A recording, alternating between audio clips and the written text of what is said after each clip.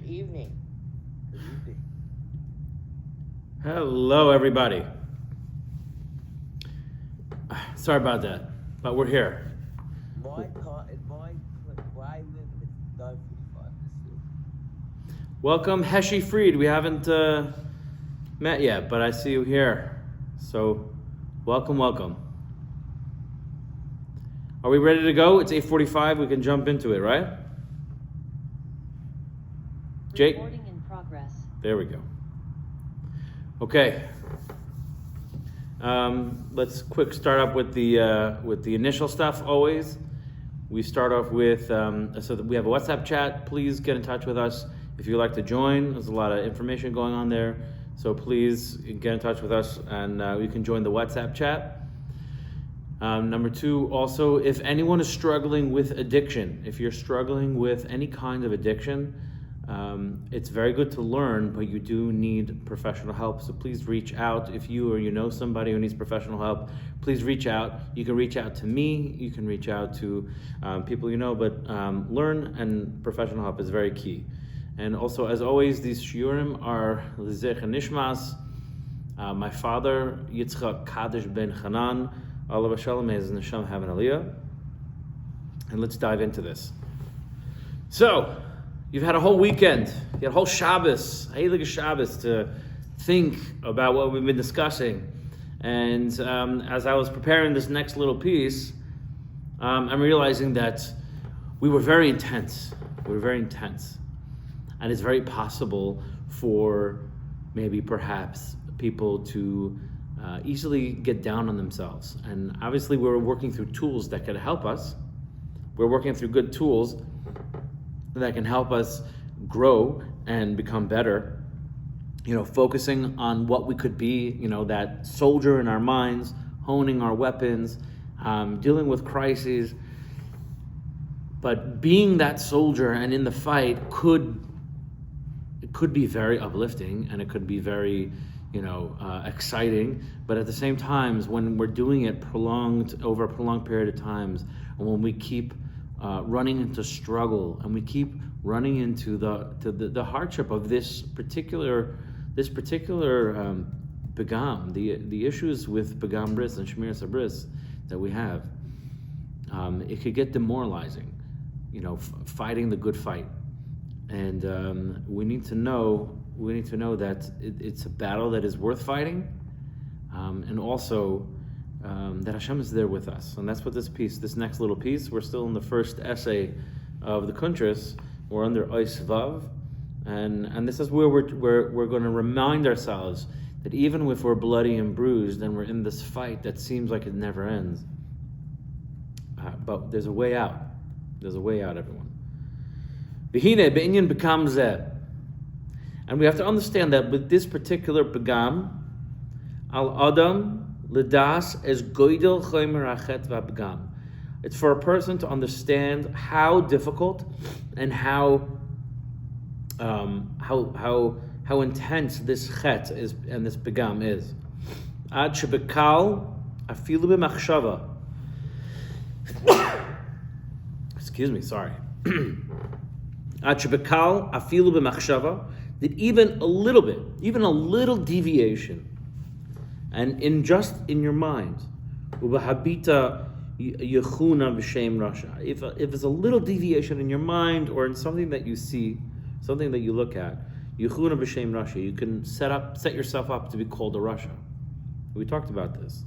That's how dangerous. Like in one moment you can be and you're still davening, you're still learning, and you're still doing everything you're supposed to, but in a fraction of a second, your brain gets triggered by something, and in that moment, it could flip you right into this world of lust and compulsion.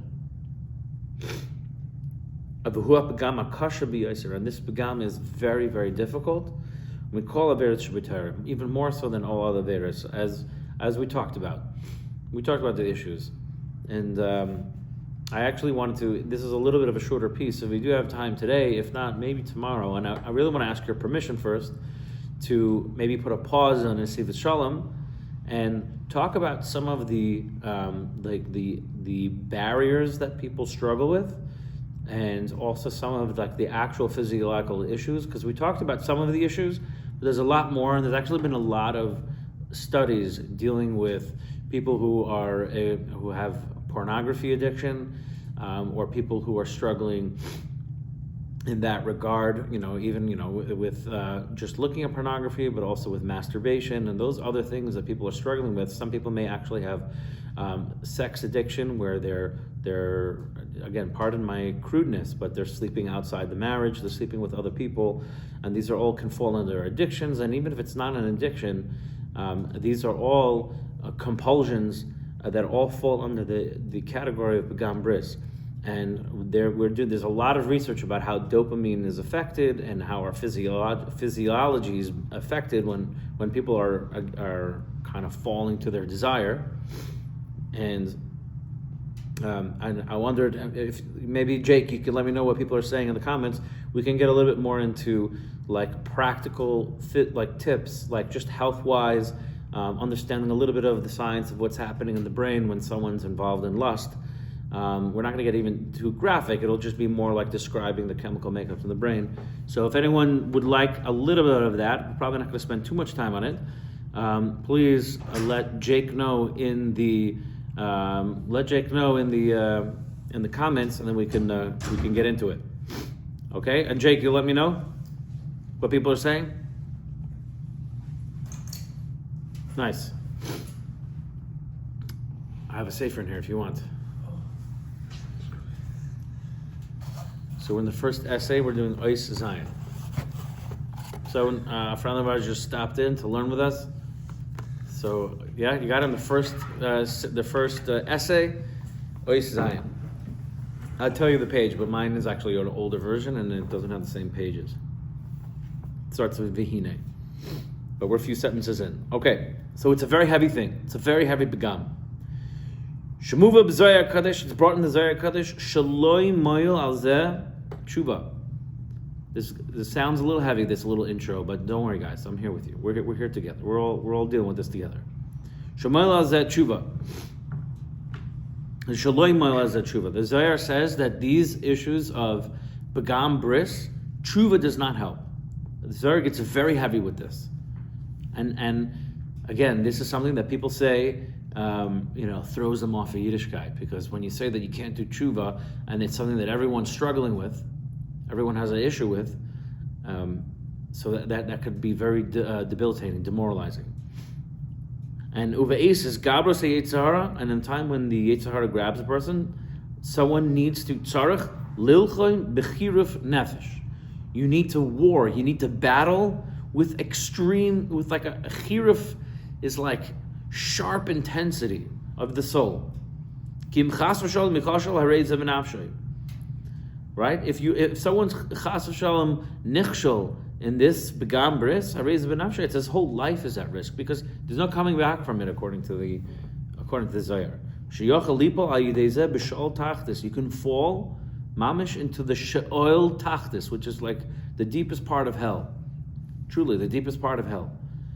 And we talked about this also. Someone who's Isaac and Begam Bris, it's not like we know what's worse. What's a worse punishment than going to Gehenna is the kafakela. We talk about it, and it's a very painful experience. But how often do we in our own life put ourselves through the kafakela, where we're constantly throwing ourselves to the heights of intensity when we're Isaac and Begam Bris?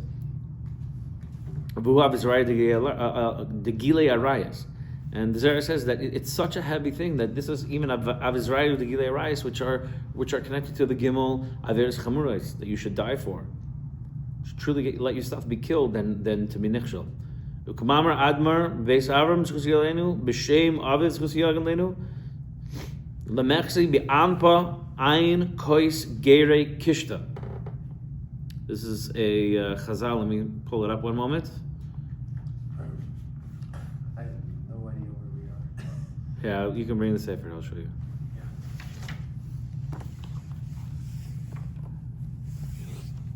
One second. Yeah, bear with us 1 second, guys. Halid, hey.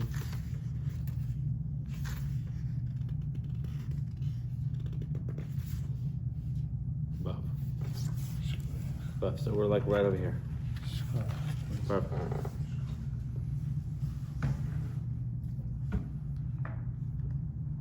All right, you good? All right, we're there. All right, perfect.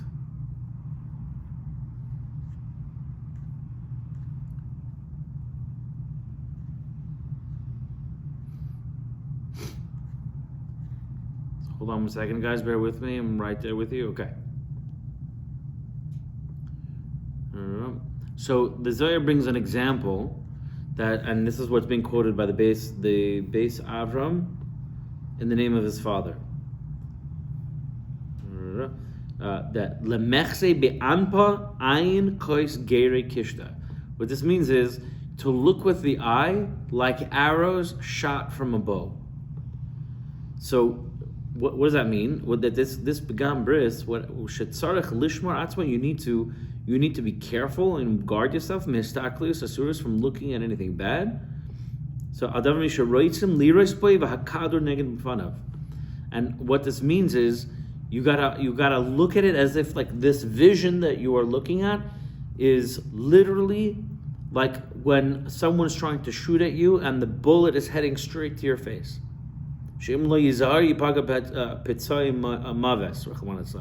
And if you don't remove yourself from that bullet, you don't remove yourself from the line of fire, you can get a wound that will be fatal. God forbid. And that we don't look at it this way. We look at it as like, it's something bad, we shouldn't do it. But the dangers that this has, and we talked a little bit about like all the effect it has on like disconnecting you from Kedusha. You can't even taste Kedusha. Bez Hashem, we're going to go into, it sounds like people are interested in talking about some of the actual physiological scientific effects on people who waste their energy through actual Maitzizera, Levatala, but also the constant dopamine hit.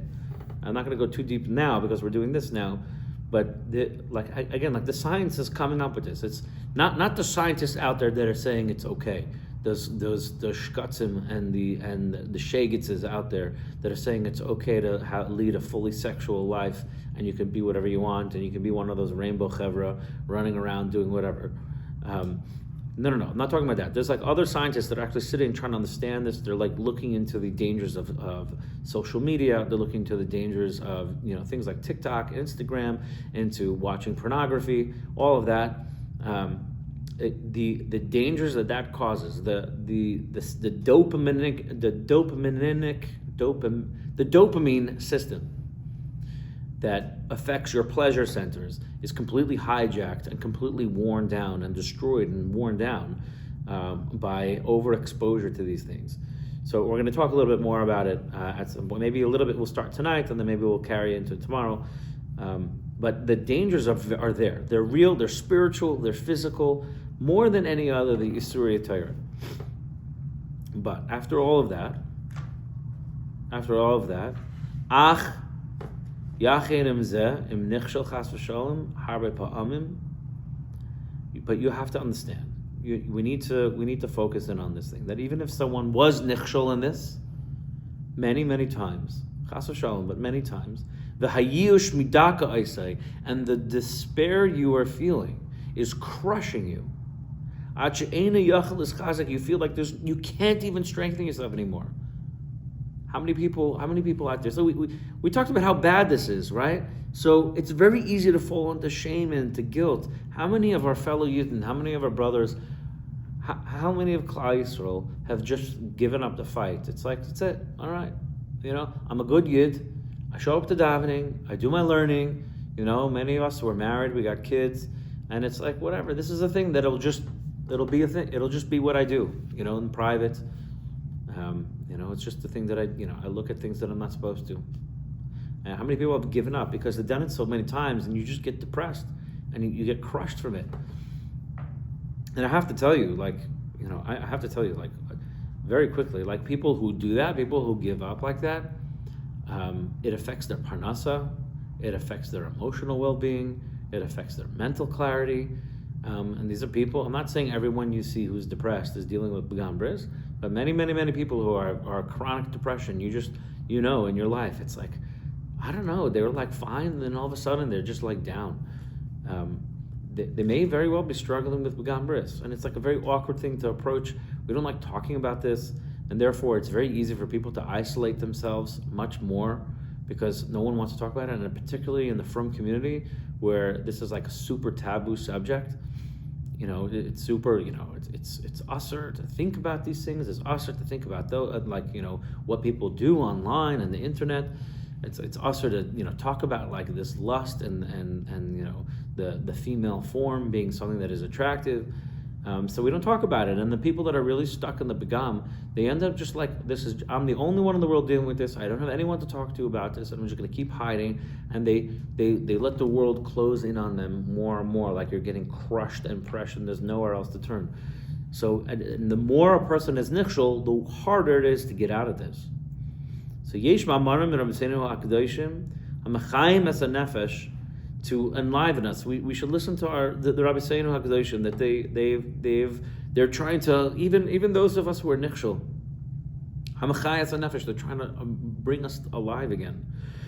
And there's a famous Chassidish concept. It's very famous. Everyone needs to know this. Leval yidach mimenu nidach, that those who think they're cast away will never be cast away.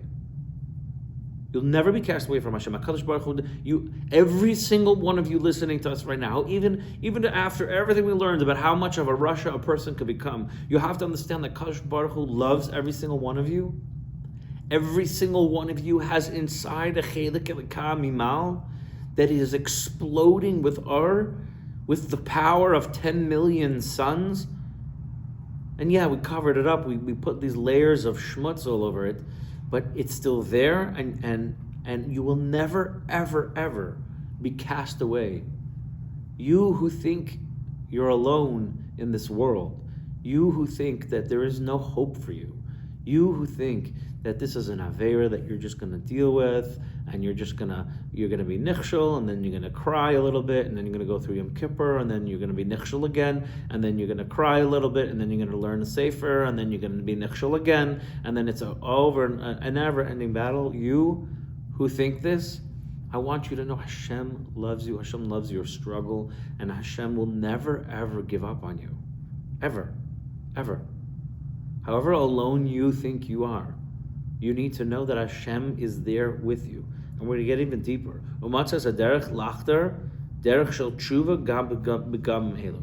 And you need to find your way, and you need to dig in to find a way towards tshuva. Even though the Zohar said that there is no way to do tshuva on this.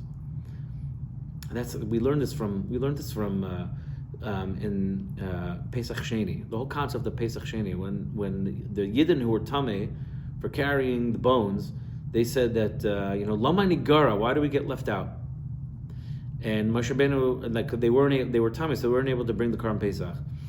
And they went to Moshe Rabbeinu and said, we still want to bring the Karm Pesach. And Moshe Rabbeinu was like, I don't know what to tell you. There's no way to do this. Like Moshe Rabbeinu said, there's a system called Torah, and the Torah says that if you're tameh, you can't bring the Karban. So, you know how they say, too bad, so sad. And I'm kidding. I don't think Moshe Rabbeinu said that.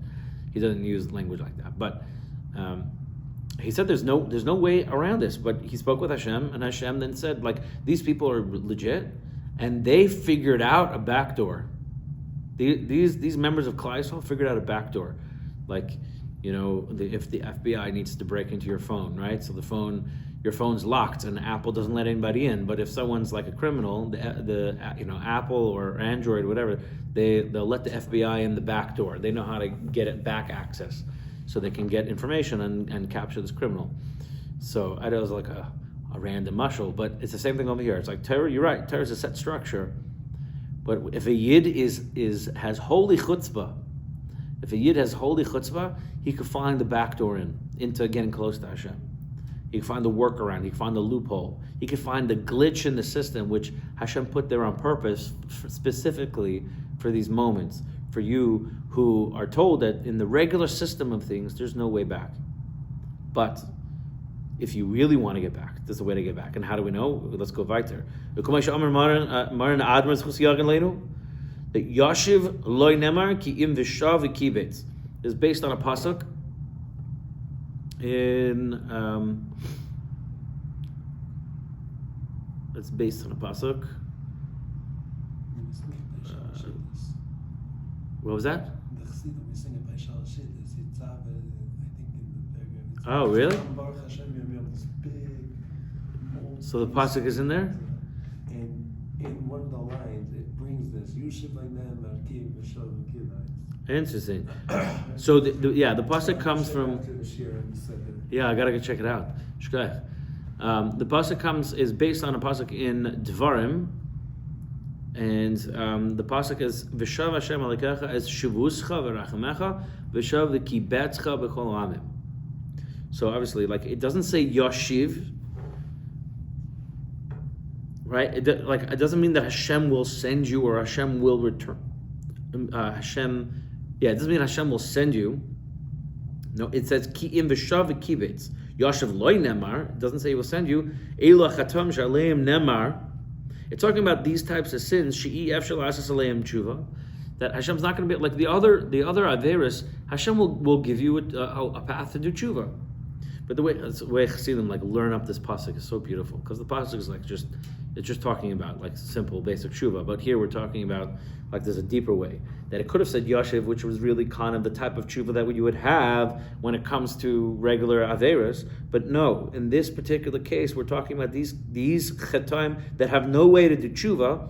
Aval the im vishav. But if you yourself return, right, meaning that you are with Hashem returning, not that He's returning to you or returning for you, but you are with Hashem returning. What does that mean? Shemes akesh v'oisa tshuva. You are being a stubborn mule. You're being a stubborn person, and you're going to do tshuva anyway. Hashem says, "Don't do tshuva." You're going to do tshuva anyway. Az v'kibetz es nitotzes hakadoshos shenispaz mimenu. Then Hashem is going to gather you. It's not just a return. It's not just a tshuva, but it's you're returning with Hashem because you're refusing to leave Hashem's side. And He will then gather all the things that you're not able to gather yourself, because the Zohar said you can't fix this. Hashem's going to do that. Hashem Himself will gather all the scattered pieces that you caused, because that's what happens when someone's Maitzi Zer Lebatala. The potential for life gets wasted into the world, and whatever. I don't want to scare anyone too much, but there's that koyach that exists now in the world that gets twisted and distorted for koyach atuma. So these are like nitzotzes of kedusha that are lost and spread. But if you are obstinate and you're chutzpahdik and you refuse to take no for an answer, so even when the Zohar says in the regular system of things that you can't do tshuva for this, but Hashem will still, if you stick to Hashem, He's still he'll do it. And it very interesting hurts from Moshe Weinberger that when we talk about Acher, right? Acher was the famous Amor, was he Tana? I don't remember. Tana? Amira? Someone in the crowd, please fix me. I'm having like a brain pop over here. It was Khushav, that's what I remember. What's that? I think Elisha ben Navua, who became Acher. He was a very, very big tzaddik. He was one of the, again, I thought it was maybe Tana. Jake, please check if anyone's answering for me over there, or else I'm gonna have to like search it up over here. Anyway, he went off the derech. Mamash went off the derech, and like to say that he went off the derech is a very complicated story, right? But he's known, like he completely left Yiddishkeit, and there was a baskel that said that anyone can do tshuva except for Acher. He's not able to do tshuva, and that's when Acher said, "That's it. I can't do tshuva. I'm out of here. I'm out of here like Vladimir." And Rav Moshe Weinberger said something very beautiful. He said that Acher missed the point. That yes, Acher got so bad that he got to a place where, like what the Zohar was saying, that according to the regular system of things, there was no tshuva left.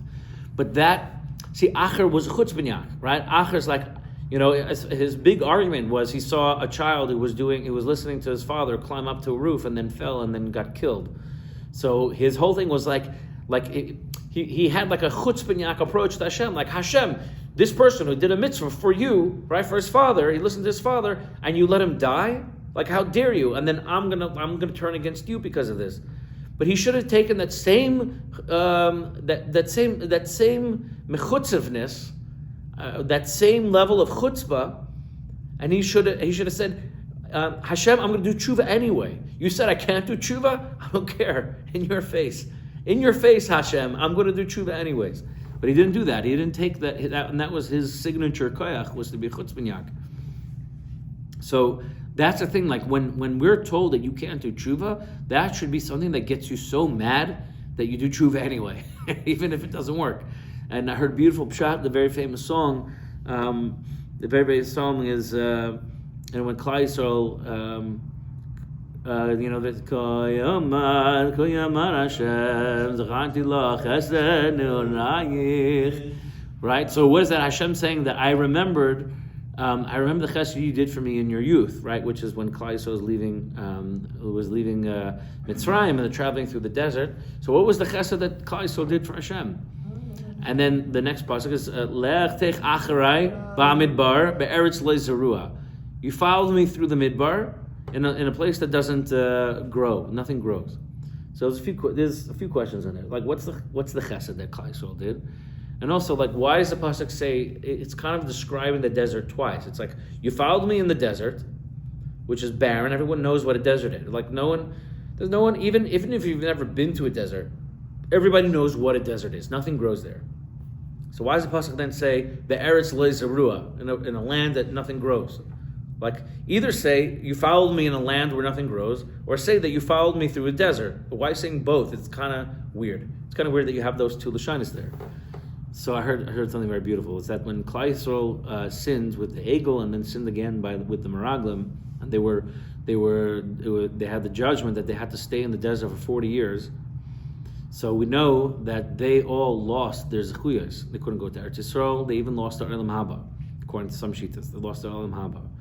So what happened? So in that moment, the Klal Yisrael could have just said, you know what, forget it. Like their children didn't, right? The children who didn't do these sins, they were able to enter. They were able to enter Eretz Yisrael, but they themselves were not able to enter Eretz Yisrael. And they could have said, you know what? To heck with it. I'm out. Look, we're going through the desert and we lost everything. So like, what's the point? And like, let me just like move to Midian and hang out with those girls that they sent over, right? We could have done that because there's no point. Like we're lost anyway. We have no Olam Haba anymore. But they didn't, and that's what that pasuk is. Hashem is saying, "How great is Klal Yisrael?" Yelechtech achar b'midbar, and that was the chesed they did. That even though they messed everything up and they lost everything, they still followed me in the desert, in a land that has no growth, that has no potential, in a land like yes, we were literally in the desert, but more than the desert is you lost your whole Olam Haba, and you still followed me. Because you knew that was the right thing to do, and you had the chutzpah to stick with me in the desert, even though you thought that everything was lost. That's really the nature of Klal Yisrael. It's that we're chutzpinyaks.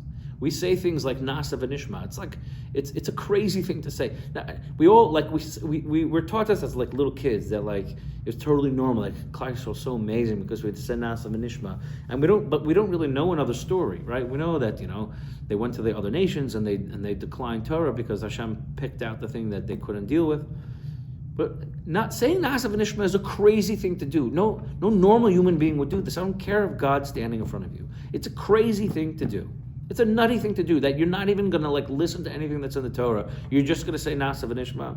That you're just going to follow Hashem even after you sin with the Meraglim, and you're still going to follow. It's like we are like Moshe is fond of saying, we are a stiff-necked people.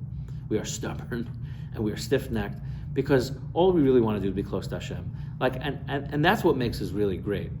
And that's what makes Nasa v'nishma not really crazy. And sometimes we don't really focus on the perspective because these are stories we learn in like first grade, and we never really graduate from those stories from first grade.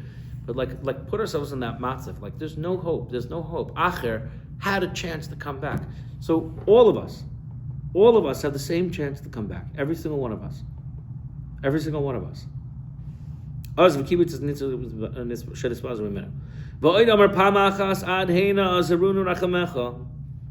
We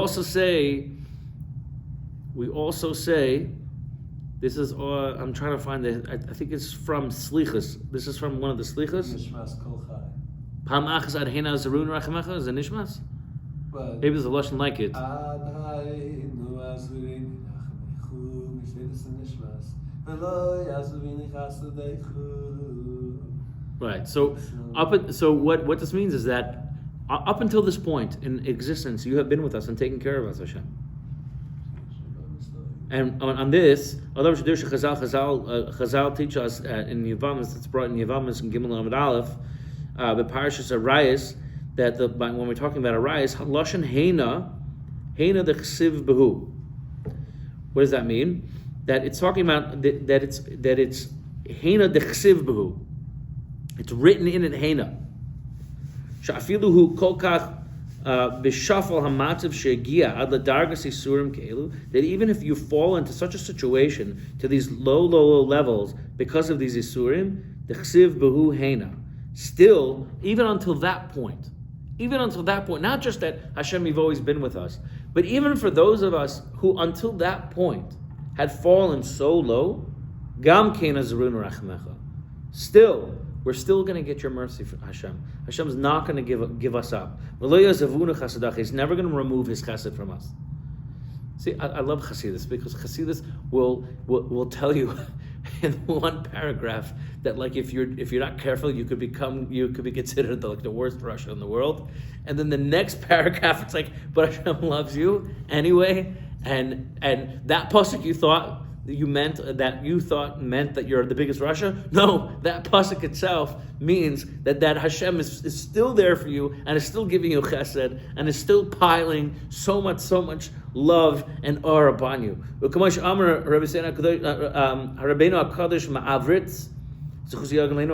not familiar with him, but a big tzaddik. That someone who doesn't believe ki ani Hashem. Oh, sorry. Demi she'ein mamin, a person who doesn't believe ki ani Hashem hashoichin oisam besoich tumasam, that Hashem Himself is going to dwell with you inside your tumah, that He's going to be there with you, feeling your pain, going through what you're going through, dealing with the struggles that you're dealing with, and not leave you alone. If you think that Hashem doesn't care about that, Gam hu min va'apikuris. You are a min, which apostate, and an apikuris, and an Epicurean, like we talked about, right? But you're an apikuris. You're a heretic. Hashem is with you even when you're sinning. He's there and He loves you, and His love doesn't stop. Like we talked before about Yosef when he was being sold by the brothers, and He still called them brothers.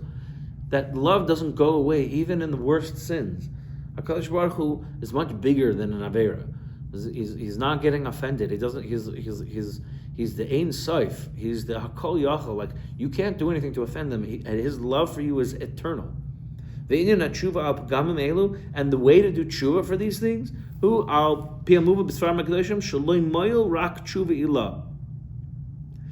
you can't. That's what we're talking about. You can't just do regular tshuva on these things. That's what the Zohar is trying to say. The only tshuva that works is a tshuva ilah, where Hashem comes and gathers you back. V'hainu, how does this work? V'hainu shemekabel atzmim ha'ayoin ba'Allah labris Hashem b'mesiras nefesh. So you have to put yourself in a matzah of mesiras nefesh. And we talked about this.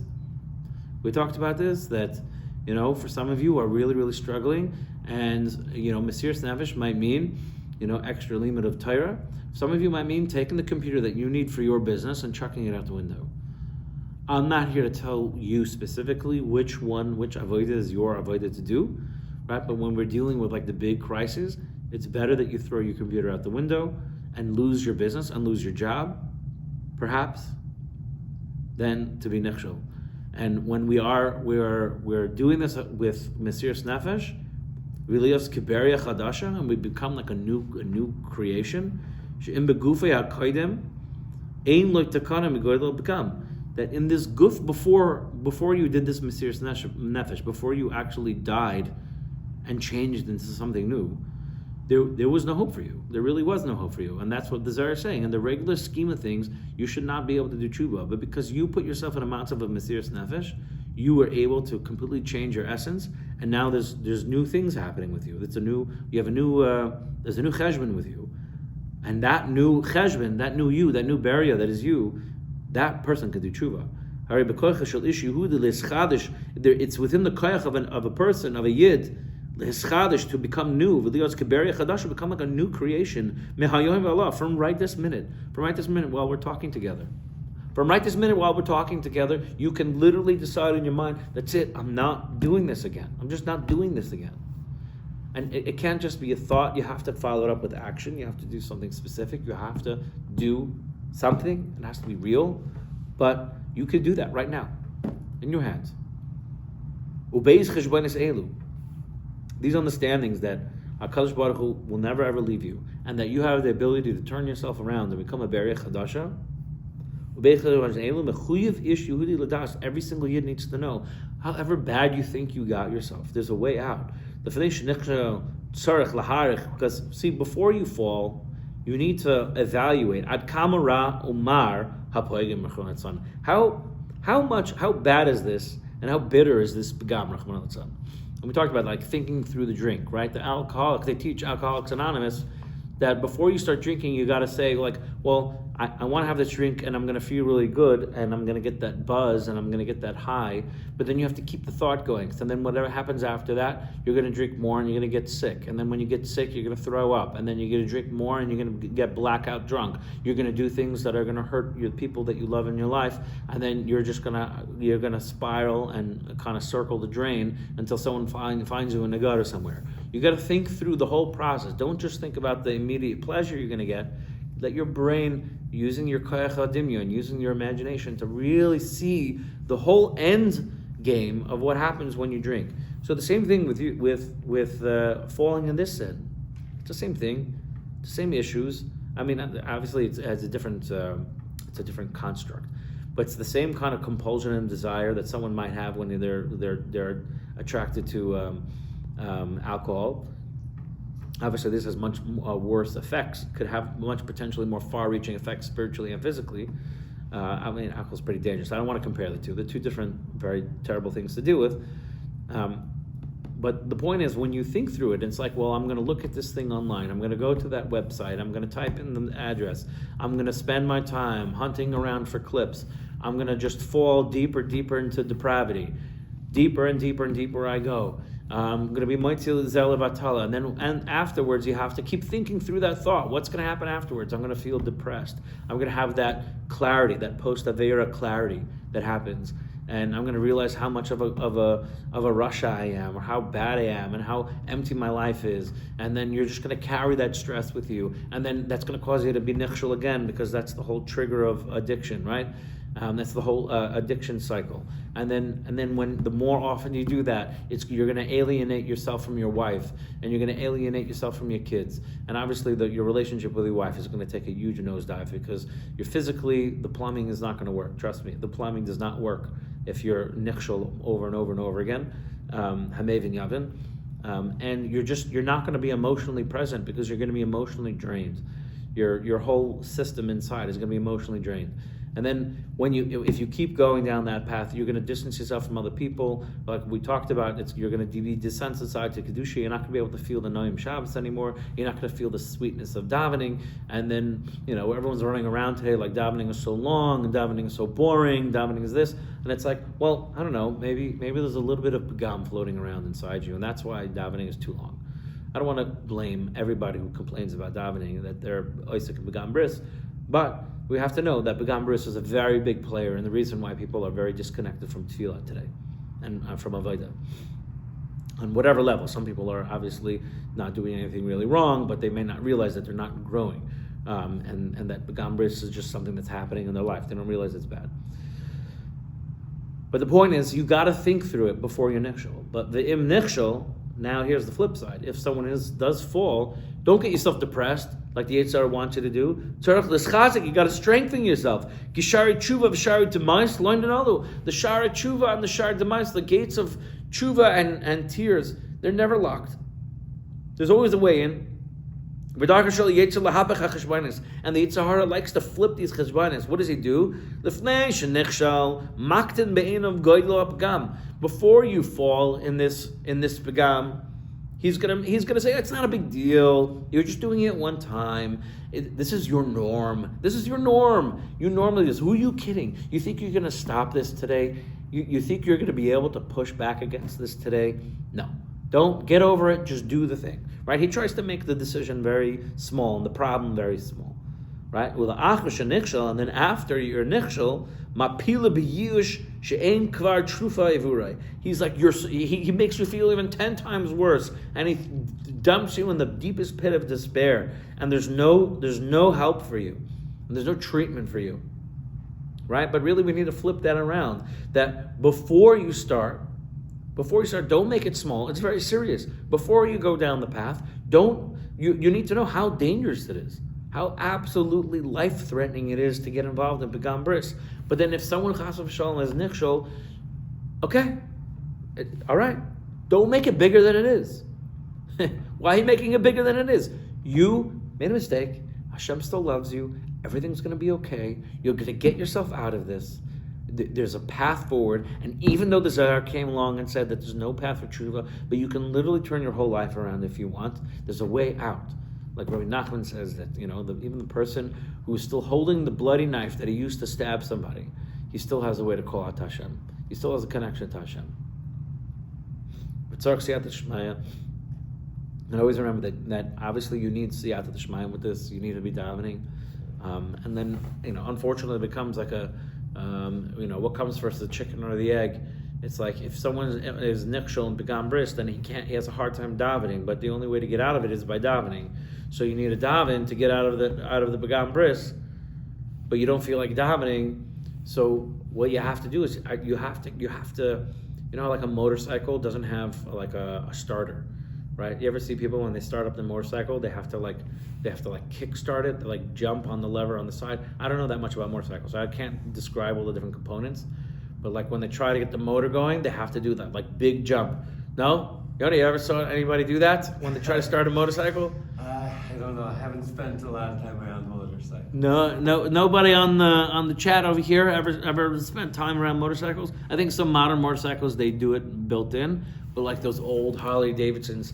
I used to have a guy on my street when I was growing up who had an old Harley Davidson. And and I also had a friend in Rochester.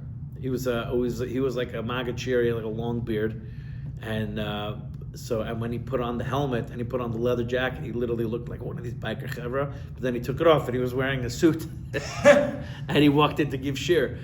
But he would ride this like old Harley Davidson. I think he like built by himself. They found all the different pieces and an old Harley, and he fixed it all.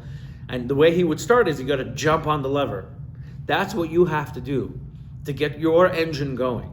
You have to do something meshuga, jump on the lever to get that engine going, whatever it is, because the regular path of just like sticking in your key, or today we don't even have keys, you press the button and get the engine turning, is not working. It's not working. So you got to try something different. But whatever you need to do, I know that Hashem is with you, and He's with you always, and He's mamish close to you. Jake, I have like literally 3 minutes left to 9:30 where we normally end. But if you could see on the chat, if anyone would like to spend a few minutes just talking about some of the dangers, some of the maybe some techniques, the things to keep in mind before that have to do with the Begam Bris. What do you see over there, Jake? Nothing. Nothing? No comments. No comments. All right. Oh, here we go. Keep you going. Keep me going? Go for another hour, you just said. I'm not going to go for another hour, but it's something that I think needs a little more time, but just to leave you right now. So, because we finished this little piece and we have a few more minutes. So we talked about techniques about like learning and davening and doing gemil chasadim. These are the weapons, and then also like in extreme cases like becoming a nazir or doing something crazy like throwing your computer out the window. But I want to spend a few minutes talking about 3 basic things, because we live in a modern world with a lot of modern distractions that people didn't have in the old days. They just mamish didn't have in the old days. I want to talk about one in particular, but if we have time for the other 2, then we'll get to the other 2. But there are certain things that are happening physically, or things that we do physically in our modern world, that could be putting us in a position to fail, could be setting ourselves up to fail. What I'm about to say might offend people. What I'm about to say might demand a real restructuring of your personal life and maybe of our entire From community's personal lives, and as a structure, how we run our community. But I don't think it'll upend it. I don't think it'll change it. We're not changing it. And again, everything I'm talking about now has nothing to do with the Torah itself, has nothing to do with changing the Torah, Chas v'Shalom. These are things that, like, our modern world in general, and particularly I see as issues in our modern From world, are really affecting us and are not allowing us to be our best selves, to then be able to focus on the battle. Remember, a soldier needs his weapons, but a soldier also has to be healthy. If a soldier's not healthy, he can't go out to battle. You just can't, right? The Army has very strict testing standards for people to be physically fit to go out to battle. So I'm going to talk about three things: sleep, nutrition, and exercise. These are three physical things that I feel like are severely a problem in the world in general, and particularly in our From world, that have to be addressed. And I'm going to talk about with sleep. You call me conspiracy theorist, that's fine, but Netflix famously said, so you're familiar with the streaming service that you could stream movies and TV. They famously said that their competition is not other streaming services. Their competition is people's sleep. They are designing their whole app, their whole program in such a way to, like, and if anyone has any experience with Netflix, that, like, you finish a movie, right away it pops you into a new movie, like, immediately. Or if you finish a TV show, like, say a TV show will have, let's say, like 20 episodes of a season, it'll pop you from episode to episode to episode to episode to episode. And they've designed it in such a way where it's very, very addictive. You just want to keep on watching. It's very interesting that, like, on YouTube you have, like, some of these, like, multi-hour-long things like rain and thunder, white noise to help you sleep. Netflix has none of that. Right. Right, and then, but the thing is, YouTube has their own algorithms that they'll push you specific videos. They all want you. All these websites want you to stay on their websites for as long as possible. And what many of you may or may not know is that many of them have hired therapists and psychologists to figure out the human mind, to figure out all the things that, like, could damage a person. Let's see how we damage them even more. Like, they're hiring a therapist, right, or these psychologists who study the human mind to figure out how to keep you on the app longer. And they have studies now that most Americans today are sleep deprived. Most Americans are getting less than 6 hours of sleep a night. Most Americans. There's studies today that if you are sleep deprived, it is worse to drive when you're sleep deprived than if you're under the influence of alcohol. It's more dangerous. And here's the real kicker. When you are sleep deprived, what ends up happening is you are not able to make decisions in a clear way. You're much more susceptible to seek quick fix dopamine triggers. So that's why when you're sleep deprived, you're much more likely, and then you get hungry, you're much more likely to go to the pantry and pull out the snacks than to get healthy food. When you're asleep, they have tons of studies about this. Because your brain is craving some kind of dopamine release, but it doesn't have the ability to allow you to the clear thinking and the patience and the time to really make healthy food. So you're going to eat your cookies and your chips and ice cream and whatever it is. But we're going to talk about nutrition in a second. But your sleep's not able when you're sleep deprived, you're not able to make those decisions. Not only that, but they're now integrating into, like, for example, TikTok, integrated purchasing. So, like, you could see a TikTok video as an ad for, like, some stupid gadget or some piece of plastic garbage that's coming out of China, right? But because you're sleep deprived and you're scrolling endlessly, and your dopamine system, which we'll talk about at a different time, but your dopamine system is fried. Essentially, there's like a system in your brain that pumps chemicals that makes you want to, it's like your motivation and your desire chemicals. And that dopamine you interact with dopamine when you want to do good things, but also that dopamine is very much responsible for you wanting to do bad things, because dopamine is stupid. Dopamine is just a chemical. It doesn't know what's good or what's bad. Only you do, right? So that that system is still going to engage. And if you're tired, you're much more likely the dopamine's going to hit, I need to get that gadget when you see the video, because you've been scrolling for 6 hours. And yes, people scroll for 6 hours on TikTok straight. That's just what's happening. I know it sounds crazy, but this is what's happening. Maybe some of you could have experienced this yourselves, whether it's TikTok or YouTube or whatever. It's very, very easy to get lost in the doom scrolling universe, where you don't even enjoy it anymore, but you're just frying out, you're short-circuiting your dopamine system, and you need these videos, even if the videos are not interesting anymore, you need them to keep going, to give you a sense of fulfillment. And then in that state, your overtired state, because you're not sleeping, you're buying garbage. And you're either buying it, it's taking links to Amazon, or you're getting it directly through the apps. Whatever you're doing, you're much more likely to make dumb decisions and to make bad financial decisions. And obviously, when you're sleep deprived at night, when no one's around and you're on your computer, you're much more likely to be nichshel and Maitzi Zela Batala and Begam Bris, because it's so easily accessible. It's so easily accessible unless you have the right filtering, and even with the right filtering, there's ways around it. When you're sleep deprived, you're not able to make a good decision. You need sleep. And I know a lot of people, you heard stories of the Gedolim that they didn't sleep, and then this, it's like, come back to me when you're a Gadol, and then we could talk about how little sleep you need, okay? For now, you need sleep. The Rambam says 8 hours. So, obviously, you may not need 8 hours. Depends on your age, it depends on your health, it depends on a lot of things. Tonight, start with 8 hours. Go to sleep at 10:30 or at 10 o'clock. Right, it's 9:30 by me, so I don't know what time it is by you. If you guys are up really early, or you're messing with your sleep schedule to watch me, I really am honored. But at the same time, I really feel that sleep is more important than even watching this shir. You can watch the recording later, but you need 8 hours. So 10 p.m. to 6 in the morning is 8 hours. You need to start that. Now you might wake up at 5, right?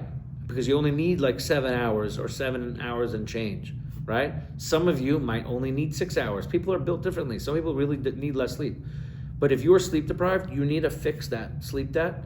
You need to go to sleep and then kind of bring it down from there. So you start with your 8 hours, like the Rambam says, and then if you find that you only need 7.5 hours, you go down to 7.5 hours. If you find you only need 7, then you can go even more down to 7. But you need to do that, and you need to do it, not just have the amount of sleep, but you also have to be sleeping. And this is not me, this is based on neuroscience that's become much more popular today. If anyone's interested, I can get you links to podcasts or other sites that can give you the scientific data for this. But sleeping at consistent times every single day is also extremely important. So not just the amount, but at the same time. If you're going to decide that 10 to 6 in the morning is the time you sleep, then it has to be 10 to 6 in the morning. And this is where it gets problematic in our community, because there's always stuff happening in our community late at night. Weddings, bar mitzvahs, farbrengens, kumzitzes, and then when you get to Shabbos and Yontif, and I would say for like Yontif and for weddings, I'm gonna allow it, right? It's for a davar mitzvah, but you need to get yourself into a mahalach of sleeping early. It has to happen, and Klal Yisrael has to do it, and it means we may have to reschedule some of how we structure our days.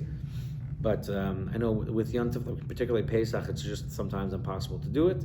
So, if you do this a few times a year, but for the 99% of the time, you have a regular, consistent sleep schedule, I think you'll be okay. But it's something that I struggle with. I literally, there are days that I'll go with 3 hours of sleep or 4 hours of sleep. And particularly if you're holding down 2 jobs, if people are doing the regular day job and then doing a part-time night job, that means your whole life used to, right? If you had a 9 to 5, you come home, you spend, let's say, hour or two with the kids. So that's 5 to 7, right? I'm not even including commute times. Let's say there's no commute times, right? So at 7 p.m., right? That's when you can do like your personal life stuff, right? You have your learning you need to do. Maybe you have like an hour you set aside to do your personal finance and like to get your, stuff around. There's some chores around the house that you need to be doing to help your wife and to help the family. Different things that you would get together, like get your stuff going. But if you have an evening job, right? Let's say that's 2 hours a night. So you come home, that's 5 o'clock. Then you spend 2 hours with your kids at 7 o'clock. And then 7 o'clock starts your night job. Let's say you work 2 hours a night. So then we're already 7 to 9. So that means all the other stuff that you need to do with your life starts at 9 p.m. 9 p.m., what happens to your learning? So let's say you learn for an hour, right? Which is not a lot, but you learn for an hour. It's something. I take it back. Hour is a lot for a lot of people. And it's very, very huge if you're learning for an hour a night. But if you're doing that hour, so that means 10 o'clock your day starts, right? So that means you're going to be doing your personal finance, other issues, other things that have to get done. You're starting at 10 o'clock at night. That's no way to live. You're going to go to bed at 12 midnight, 1, 2, 3 in the morning every single day. And that means if you're waking up at 6 or 7, because that's when your day starts at 6 o'clock, most people can't. 7 o'clock is too late because the kids got to get up, things have to happen. That means you're living on 3-4 hours of sleep. Your body will start to collapse. They're doing tons of studies now about Alzheimer's and dementia being caused by lack of sleep, where like we don't realize that Kadosh Baruch Hu created a system that when we're sleeping at night, our brain goes through like this, like a certain clearing. There's like a process where it like clears out your head from all the junk that collects over the day, because your brain doesn't work like the rest of your body, which has veins and arteries and things like that, and a regular a system to flush things out. I mean, it has there is blood flowing to the brain, but it has a very different structure than the rest of your body. So Hashem created a special system just for the brain to clean itself out. So over the day, it just builds up pressure and different chemicals, things like that. And then at night, when you sleep, it cleans out. But if you don't sleep, it doesn't start that process. So you carry that junk in your head the next day it piles up, and then you get early on, chas v'shalom, but it could cause early onset dementia. There's a lot of other issues that come out of it. You can gain weight very fast because your body's not regulated properly. So any little bit of food is going straight to weight gain because your whole brain is out of whack. If you're not in your circadian rhythm, you're much more likely to get depressed. The DNA strands, your cortisol levels are very, very high because cortisol is required to keep you awake. So cortisol is very good to have in the morning when you're waking up after a healthy night of sleep, right? And that gives you the energy. Now, if you're staying up, you're keeping that cortisol in your body. It's a stress hormone. Too much of that is going to cause you to have depression, anxiety, and to feel sad and all of that. But also that chemical actually deteriorates your DNA strands. So the longer, and that can cause cancer. There's like a lot of other issues that come out of it. So yes, I'm being very dark and foreboding about the sleep thing, but consistent sleep is key. Now, on the another flip side of that, I wanted to share something I saw beautiful in the Ben Ish Chai. The Ben Ish Chai writes that even though the Rambam says, first he says like this, when it says in the Gemara that there's an inyan to learn Torah at night, which there is an inyan, he says actually very fascinating, that it's not talking about the beginning of the night. That means don't stay up late. It's talking about the end of the night. He said, go to sleep early, wake up at like 2, 3 in the morning, and then learn then, and then you actually get this chus of learning at night. That's where you get the real koyach of learning Torah at night, is in the early morning, the end of the night. And then he says, the Rambam says that you got to sleep for 8 hours. He's like, but if you're learning and you're doing the system where you go to sleep early and you wake up and you're learning, and therefore you only have time to sleep 6 hours. So right, like we said, right, if you want to get a full 8 hours of sleep, you got to sleep from 10 to 6. But if you want to do 6 hours, so you go to sleep at 10 and you wake up at 4 in the morning, and then you learn for an hour or 2 in the morning. He said, then because you're doing it that way, Hashem will give you a zchus that you don't need to sleep your whole 8 hours, and He'll help you and you won't have any negative side effects from not sleeping enough. Almost reminds me of this new thing called Chatzus, where people the Rosh Hashanah and make sure all the Yingolite before they come to Kolot that they sleep. And literally, whatever it is, 12 o'clock, 11 o'clock at night, they greet each other, good morning. And they learn, and Shacharis is like their Marav, and they go to bed after, or they go back to sleep, and they go on to the day or whatever. Nice. People's learning in the early morning, but they slept first. Yeah, and you feel much better. They say like the first hour and a half to 2 hours after you wake up from a healthy amount of sleep is like your most clearest thinking part of the day. And then afterwards it starts to deteriorate till the night again, and then you're tired and you sleep and then you wake up again. So we're just hearing about this guy, these people that wake up super early, like they wake up for chatzos. They had a whole sleep beforehand, but they wake up for chatzos and they learn you're taking those precious, those sharpest hours and putting that to Torah. It's the biggest chus that you can get. The other thing is, and I'm going to put my conspiracy hat on for a second, is if you want to control a population, if you are an evil, nasty government and you want to control a population and make sure that they don't get up and rebel against you, what do? We know this from our parshias. What did Pare do? He created something called Avodas Perach. Right? He knew that he saw on the stargazers that and his advisors came and said that the Yidden are going to rebel. So the answer to stop them from rebelling is make them work so hard they don't have time to think. So America has figured out a different way. America has made us work so crazy hard in these jobs, but they also figured out a way to keep us exhausted. They figured out a way to stay up. There's a hustle culture where you got to be up and doing business constantly, and the only way to be cool is you're partying late at night and you're working all day and you're constantly in a state of exhaustion. And when you're in a state of exhaustion, it's very easy to manipulate you. It's the same concept of Paro, it's just that we have technology to make it even worse than Paro. That Paro actually had to make slaves in order to control the people. Today, we don't really have to do it because the government doesn't have to do anything because we're doing it to ourselves. And sleep, which is free, we can all sleep. We can all just lie down and go to sleep. The big business have turned it into a huge money-making model, and they are basically coming up with all these gadgets to help you sleep better because they already got you into a bad state of sleep. All you need to sleep comfortably is a dark room. It should be a little cool. It shouldn't be warm, right? You use your blanket to keep you warm, but it should be cool. You need your head not to be lower than your body when you're resting, so you need a pillow to keep it somewhat up. And really, that's it.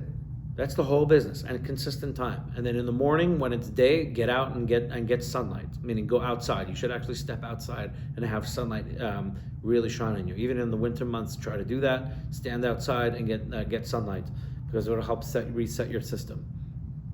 Aside from that, that's all you need to do. It's free. All that I just said, it was free. Well, maybe it cost money to have a bed and a pillow, but everyone already has a bed and pillow, I imagine. Most people do. You don't need any other gadgets. But now they're coming out with gadgets and bracelets to track sleep and sleep machines and sleep noise things and special kinds of pillows and blah, blah, blah, blah.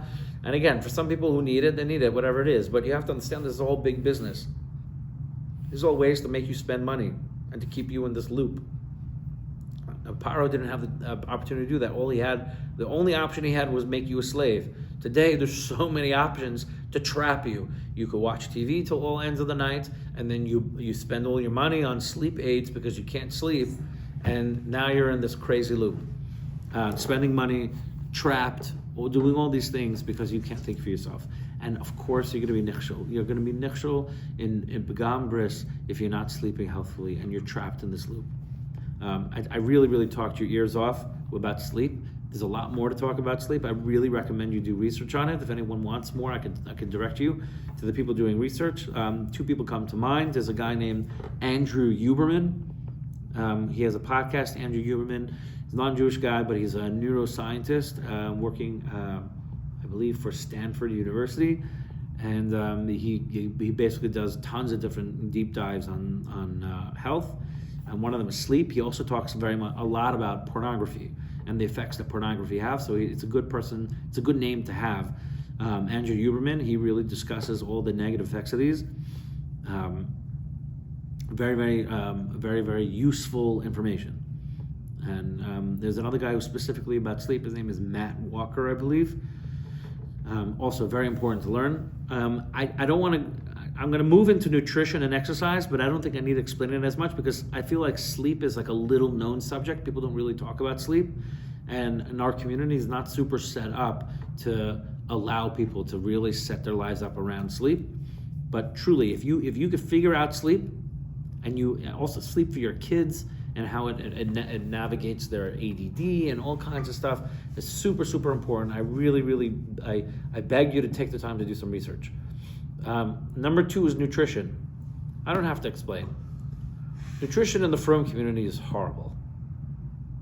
Our modern Frum community is just bad. Every single kiddush you're at, it's cholent, kugel, and Coca-Cola and Mountain Dew. The tons of candy. And I'm not saying there isn't a place for candy, there isn't a place for heavy foods like cholent and kugel and soda. Ingredients also. A lot of the ingredients, like these junk oils, these weird... Exactly. So like, truth be told, cholent is bad if you eat a lot of it and you don't eat other healthy things, just because it's a lot of carbs in there, slow cooked carbs.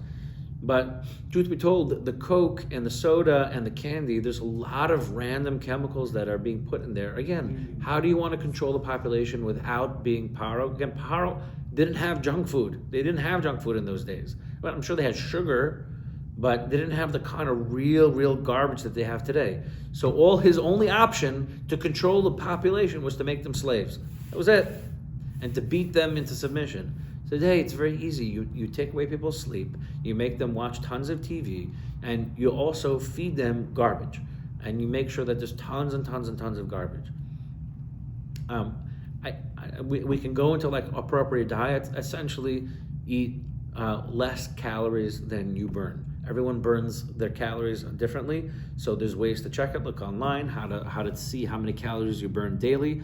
Literally, I mean, don't do this, but literally, if you just ate ice cream all day, but you ate less calories than what your body naturally burns, you would lose weight. It's just the law of thermodynamics, right?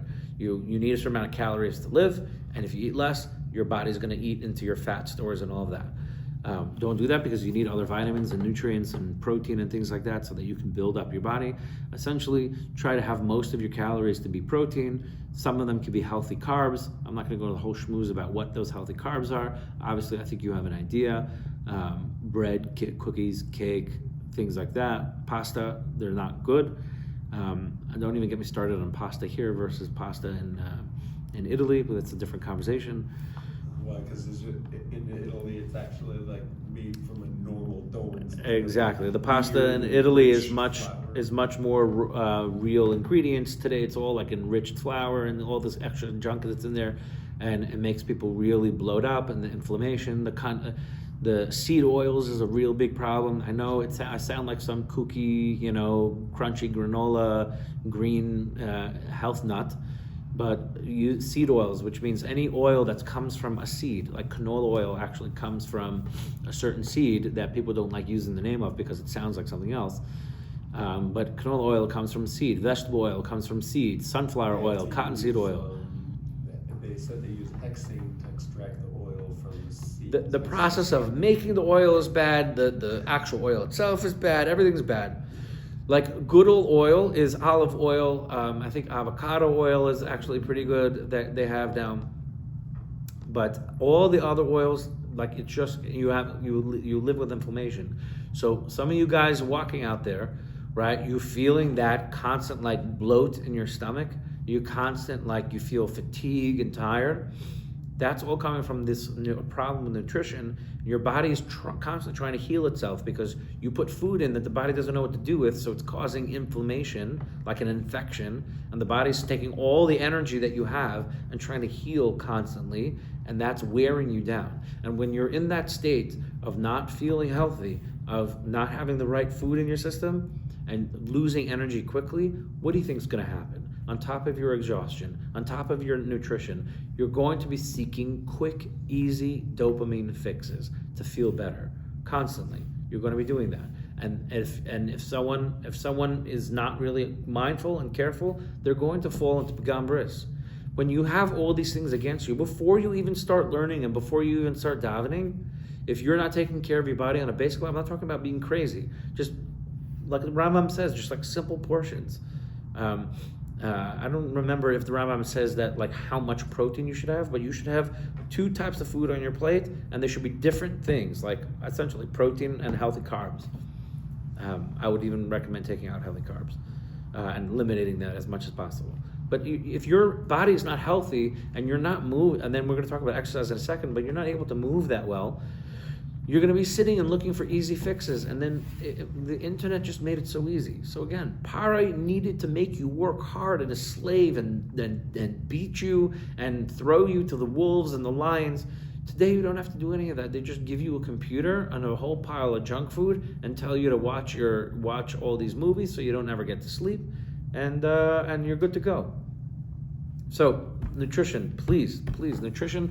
It's very, very important. Don't go crazy. I would say start off very lightly. A very easy thing is don't drink your calories. The very easy thing to start is when you're drinking, make sure there's no reason to have anything sweet in your drink. If you still feel like you need a candy, whatever it is, it's Shabbos, fine. Have a as long as it's like in moderation. But just cut out all drinks that have any kind of sugar in it. And don't even get me started on diet soda, even though there's no sugar in it. That stuff crystallizes your organs, and we're dealing with a lot of other issues there. I know if I sound nutty, then don't listen to me. It's fine. But I know that if your body is struggling to maintain it healthy, you're not going to have the willpower and motivation to hold yourself back if you're getting compelled by lust and other things that are pegambras. Finally, exercise. Your body was made to move. Akash Baruch Hu created your body to move. That's it. If you're going to be able to do mitzvahs, if you want to live a long life, if you want to be able to carry your grandchildren up a flight of stairs without getting an asthma attack, you have to move consistently. And also, I'm not going to go too deep into this, but maybe a different time we will. This is the last thing we'll share, is lifting weights for men as you get older. So as you hit, I think it's like when you hit 30, something like that. I think when you hit the age of 30, you stop adding new muscle, and your muscle actually starts to deteriorate. So if you haven't worked out when you're 30, right now, like I'm 40 years old, I didn't work out as I should have. I'm not able to build more muscle anymore, but I need to maintain the muscle, and I need to strengthen muscle. You can build a little bit. I don't want to say you can't build at all, but you start to your muscle starts to get depleted. Also, if you lift, what it does is it extends your ability to think clearly. There's tons and tons of research of even people who have genetic history of Alzheimer's or dementia.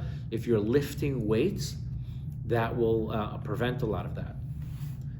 Lifting weights it helps you think better. They've done tons of studies actually for kids in school that, and they really should incorporate this in school. Kids with very high ADHD and issues with ADHD, when they did cardio and weight training before class, their test scores shot through the roof. They did a lot of tests, particularly like math and science. When they did like gym right before those classes, and they did like heavy weight training, their test scores went through the roof. Really, we should do it. Like if you want kids to have a good Seder in yeshiva, I really think we should incorporate like weightlifting before Seder. You will see the Rebbeim's jobs will be easier. The kids will be learning better. It's going to be geschmack all around. They have like for every 20 minutes of exercise, they have this all the data driven. There's a book called Spark. You could go look it up. I can't remember the author who goes through all the different experiments they did. But if someone works out for 20 minutes, they add an extra 2 hours of clear thinking. So if someone comes along and says that it's bittul Torah to do exercise or to do work, but if you can come back to them and say no, if you exercise for 20 minutes, you add 2 hours of learning. So I don't understand the bittul Torah. You're actually adding more potential for learning if you incorporate exercise into your life. Also, just the last thing, they have done studies that a healthy person who never exercised in his entire life, compared to someone who has a lot of chronic illnesses, who started eating healthy and exercising, The person who had all the chronic illnesses, who was overweight, obese, had all these other issues, but was exercising and lifting weights properly and eating healthy, they had better outcomes than the healthy person who was always healthy their whole life, but never exercised.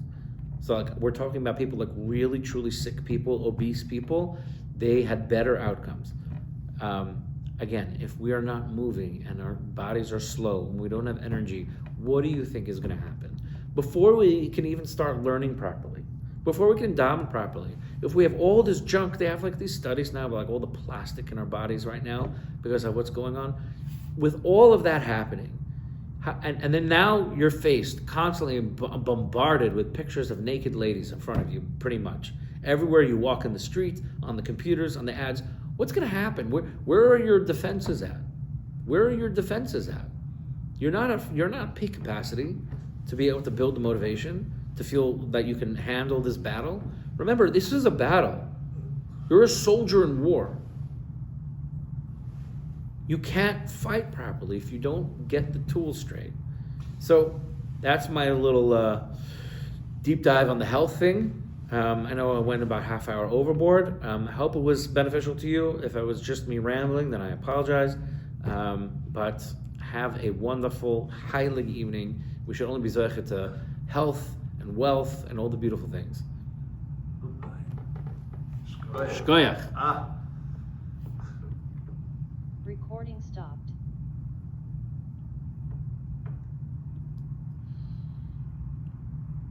Here we go. Shkoyach. Shkoyach, yeah. Let's show you in the center bit. Maybe we'll also have this year. What's that? About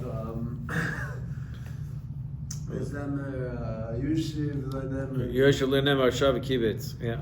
We said that the rest of the Kichai, the Doing Ways, the Yashalem, was the thing like this, the Malch Kildum Beslech in Nutzai, Malch Kildum Beslech in Nutzai.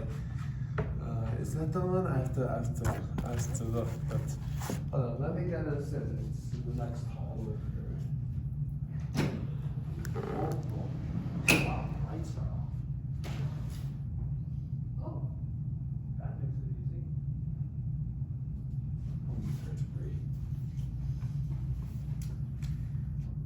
So you go to see this Yom Shabbos. What's happening here? Baruch Hashem Yom Yom. Okay, this is perfect. Oh, Savet Zichaz Kilos Yitzchak. Savet Zichaz Yitzchak.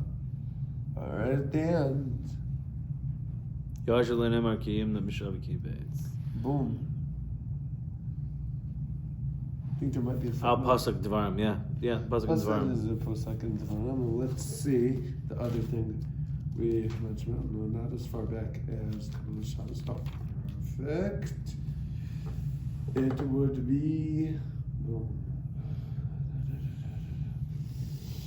We say it by Nishmas Kol Chai over here, right below my thumb. Ad Hey Nazarenu Chamecha. Right. Nice.